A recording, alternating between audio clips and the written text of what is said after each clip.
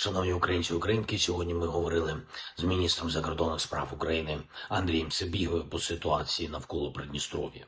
Напередодні був новий крок Росії щодо Придністров'я. Росіяни спростили можливість отримати громадянство для вихідців всього регіону Молдови. Крок специфічний, означає не тільки те, що Росія таким чином шукає собі нових солдатів, бо громадянство означає військовий обов'язок.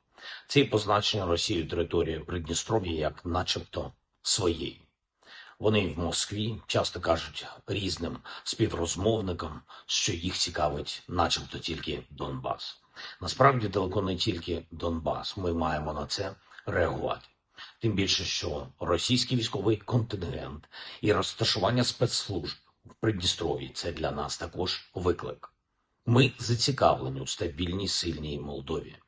Я доручив МЗС України відповідно контактувати з Молдовою щодо спільної оцінки та спільних дій. Я очікую також пропозиції від українських спецслужб, від нашої розвідки по формату реагування. Росії треба більше думати про свої НПЗ та про свою нафтоперевалку, а не про громадян інших держав і землю інших народів. Я хочу подякувати за цей тиждень і за нашу далекобійність усім нашим залученим підрозділам. Українські далекобійні санкції весь тиждень були активними. Воїни сил спеціальних операцій, сил безпілотних систем, наших ракетних військ та інших складових Збройних сил України, воїни Служби безпеки України, наші розвідки ГУР, Служба зовнішньої розвідки. Дякую всім вам, воїни, за влучність.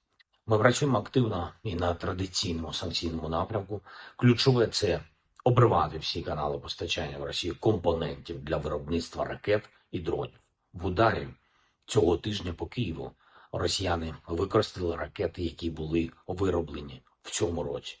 Без компонентів від компаній з Європи, Японії, Сполучених Штатів у росіян би просто не вийшло зробити ці ракети. Так само і з більшістю інших засобів ураження, які використовують ці виродки для ударів по наших містах, по звичайних будинках українців. Зв'язки Росії зі світом, які працюють на війну, це пряма загроза життю. Не тільки у нас, тут в Україні, якщо російська машина війни вистоїть, її наступні удари можуть бути і проти Європи, і проти інших сусідів Росії у більш віддалених регіонах. Російське зло вже себе показало і в Сирії, в африканських країнах. Зараз росіяни багато в чому сковані тут нашою обороною. Але що буде далі? Куди далі росіяни підуть? Потрібна рішучість штовхати цю країну так, щоб вона ставала більш безпечною для світу. Санкції, всі інші форми тиску – найкращий інструмент для цього.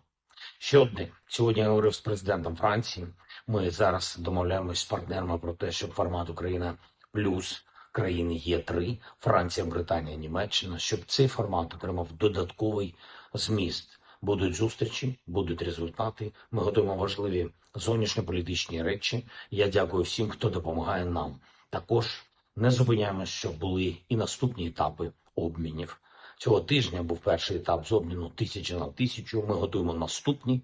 Триває робота щодо списків у всіх необхідних погоджень. Я дякую тим, хто залучений. Треба повертати українців з полону. Треба і надалі посилювати наші зв'язки зі світом, нашу державу, наших людей. Слава Україні!